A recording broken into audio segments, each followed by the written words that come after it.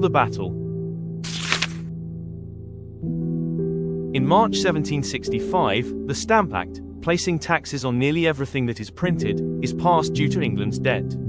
This debt is from the French and Indian War. The Stamp Act is repealed, but is quickly replaced by the Townshend Acts. The Townshend Acts place taxes on goods imported from England. This later leads to the Boston Massacre and then eventually the Boston Tea Party, where the king decides to enforce the Coercive Act.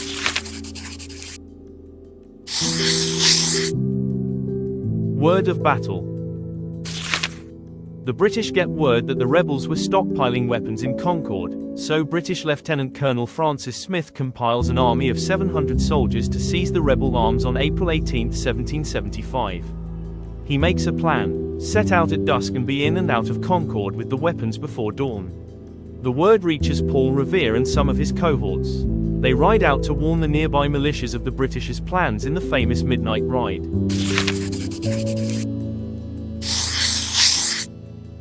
Battle of Lexington.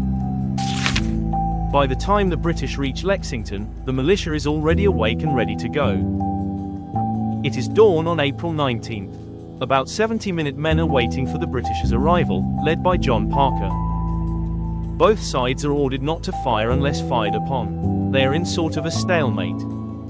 That's when a shot was fired. We still don't know which side fired it.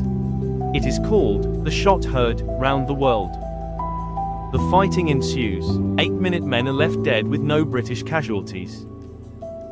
The main army is left in Lexington as reinforcements. The rest march on to Concord. Battle of Concord. By the time the advancing troops reach Concord, a growing army of 400 Minutemen have assembled. At this point, about 220 redcoats are still marching to take the colonists' guns and ammunition. The British search for the weapons in the warehouse but couldn't find any. They start searching homes.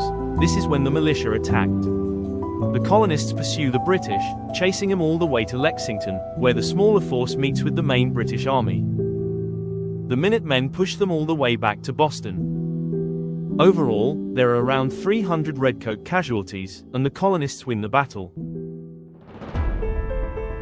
The road to freedom that the colonists have ahead of them is a treacherous, uncertain one. It will contain many defeats and hardships, but also victories. A great leader, George Washington, will take charge and lead him to victory. He will inspire greatness, command the Continental Army across the icy Delaware River, and become America's first president.